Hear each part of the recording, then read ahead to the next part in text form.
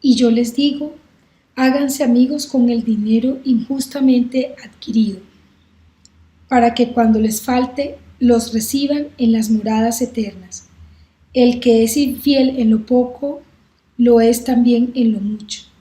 Y el que es injusto en lo poco, lo es también en lo mucho. Si no han sido fieles con el dinero injustamente adquirido, ¿quién les confiará los bienes verdaderos?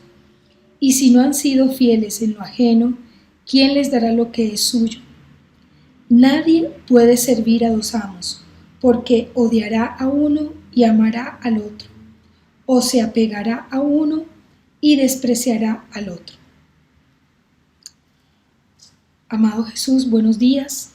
Gracias por conectar en este rato de oración contigo, con el sentir de tu corazón. Ayúdanos a administrar con gran facilidad, con tu pensar, con tu sentir, los bienes, los recursos, los talentos que nos has confiado. Gloria al Padre, gloria al Hijo y gloria al Espíritu Santo, como era en el principio, es ahora y siempre, por los siglos de los siglos. Amén. Muy buenos días, los saludo muy complacida esta mañana. Mi nombre es Liliana Ortiz y hago parte de la comunidad Verbum Dei de Bogotá. En la mañana de hoy estamos meditando Lucas 16 del 9 al 15.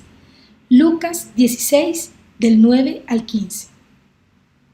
Y Jesús está hablando con sus discípulos en un contexto en el que los está invitando a ser administradores y buenos administradores de las riquezas y hacer buen uso de ellas. Incluso empieza este pasaje con una frase que puede ser un poco chocante, un poco irónica, me parecía a mí un poco irónica o escandalizante, porque decían, hagan amigos con el dinero injusto. Y a mí me parecía, y les confieso, me parecía como un poco chocante la frase, porque yo le preguntaba, ¿cómo así, Jesús? ¿Cómo así que tenemos que hacer amigos con el dinero injusto? ¿Es que acaso debiéramos hacer amigos por interés? ¿O es que acaso deberíamos hacer, peor aún, deberíamos disfrutar del dinero injusto y del dinero mal habido? Y cuando le hacía esa pregunta, yo creo que estaba un poco confundida, pero me fui aclarando un poco a lo largo de la oración, porque iba comprendiendo en el texto que Jesús nos está invitando y digamos invitaba a sus discípulos en ese momento a ser fiel en lo poco y en lo mucho, a ser fiel con el dinero injusto y con el dinero también justo. ¿Y por qué hablar de dinero? Yo creo que porque Jesús percibía y visionaba que con ese medio de cambio, digamos el dinero es medio de cambio que habla poco del poder adquisitivo que cada uno tiene, el poder para adquirir cosas, ¿no? Y yo creo que Jesús desde ese momento intuía cómo ese medio de cambio, cómo ese medio o ese poder adquisitivo que históricamente iban construyendo los seres humanos, iba a impactar nuestra vida y nuestras acciones y las acciones de sus contemporáneos, e intuía que esto podía influir en nosotros, llegar a esclavizarnos, preocuparnos hasta el punto de separarnos de Dios. Y yo iba entendiendo y comprendiendo en la oración que un corazón cercano a Dios, como el de Jesús, es consciente de que es muy normal esa búsqueda del ser humano de buscar, digamos, protección, comodidad, sentirse bien, ganar bienestar con el dinero. ¿Sí? Es como muy propio. Pero esa búsqueda que el hombre tiene no se logra sin la presencia de Dios. Y yo estudié en una profesión en donde todos los días, en cada momento me repetían y me recordaban que todos los recursos de este planeta son muchos, pero también son escasos. Y me acordaba mucho de eso, digamos, en este rato de oración, eh, por eso también, porque a lo largo de la carrera y de estudiar, del estudio de la carrera, eh, iba comprendiendo también la importancia de saber administrar esos recursos. Un corazón que está cerca de Dios está consciente de que todos los recursos que Dios le ha confiado, el planeta, o como el Papa lo llama, la casa común, el agua, el dinero, los bienes, incluso el ejercicio del poder, los talentos, son escasos y hay que saber administrarlos, lo mucho o lo poco, porque Dios se lo ha confiado a uno por alguna razón. Y el que es fiel en lo poco, lo es en lo mucho también.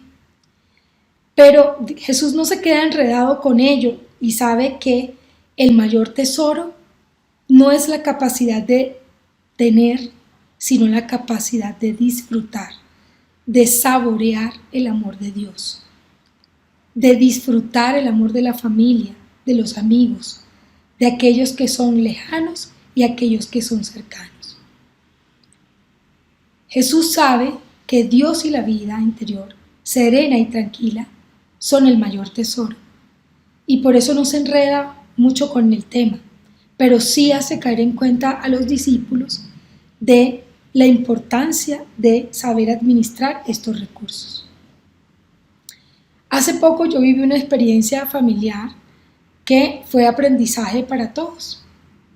Había una actividad en el colegio de mi niña y pues les dijeron que llevaran, que ese día no les iban a proporcionar el almuerzo de siempre, que iban a tener la capacidad o la posibilidad de comprar lo que quisieran como en una feria, en un bazar, aportar para la misión y aparte de eso, pues comprar algunas cosas que se iban a ofrecer ahí. Entonces yo más o menos hice el cálculo, digamos, hice un cálculo de pronto un poco raro, pero hice el cálculo y le di el dinero.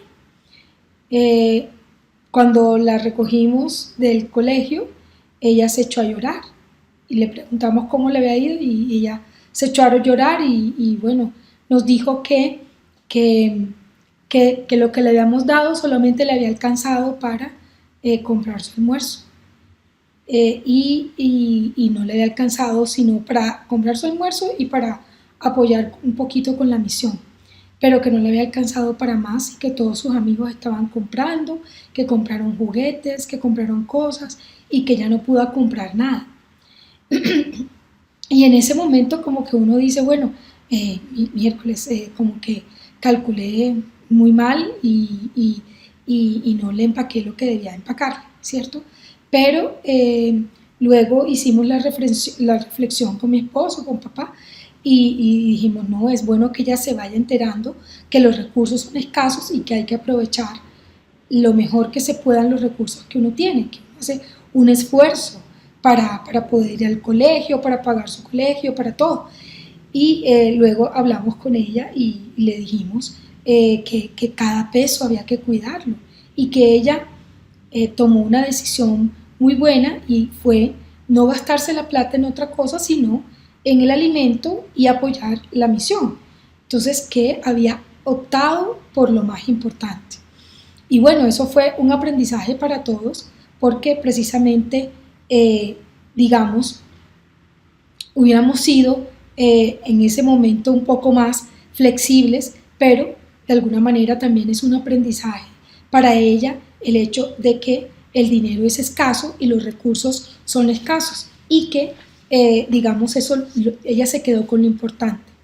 Pero aunque este sea un tema poco tonto, sencillo, cotidiano, yo me pregunto cuántas veces no nos frustramos porque otros tienen y nosotros no. Incluso, digamos, porque aquel tiene dinero y yo no, porque el otro tiene tales bienes y yo no, ¿cierto? O porque tiene tales talentos y yo no. Yo creo que este rato de oración nos debe servir para conectar con el corazón de Jesús y de alguna forma cambiar la mirada, digamos, cambiar un poco esa mirada, que lo importante no está afuera, que lo importante y el tesoro más grande está dentro de cada uno. Y reconocerlo nos acerca a Dios. Y también no reconocerlo nos aleja de Dios y nos lleva al deseo, a la angustia, a la intranquilidad que tiene el poseer, el tener y el adquirir, todo el tiempo. Y Jesús le habla claro a los discípulos, les dice, dos señores, uno no puede atender a dos señores. Dos jefes son demasiado. Dios y el dinero quizás son una combinación muy explosiva. Yo no sé si les ha pasado a ustedes, pero en algún momento de mi vida yo tuve dos jefes. Eran dos socios, dos dueños de una organización y yo, digamos, estaba sirviendo a los dos. Y los dos eran distintos y no se querían mucho, habían tenido sus diferencias y de alguna manera uno me decía una cosa, el otro me decía otra. Y me estaban volviendo loca. Me estaban volviendo loca porque cada uno tenía una línea diferente y me terminaban dando instrucciones contradictorias.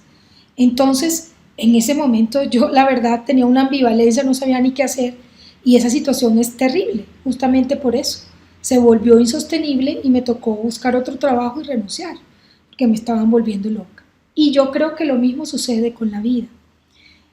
Lo mismo sucede si uno quiere atender como jefe y tener a Dios y al dinero como jefes. Lo terminan a uno volviendo loco y cada uno tendrá líneas diferentes para la vida. Cada uno tendrá unas diferencias muy sustanciales. Entonces yo creo que acerquémonos a Dios en este momento para saber administrar los recursos que Él nos da, el dinero, los recursos naturales, los talentos, la casa común, la casa propia, la casa que tenemos arrendada, que nos han arrendado, los hijos, la familia. Seamos fieles y buenos administradores con lo poco para que aprendamos a hacerlo también con lo mucho. Les deseo un feliz momento de conexión con Dios en este rato de oración.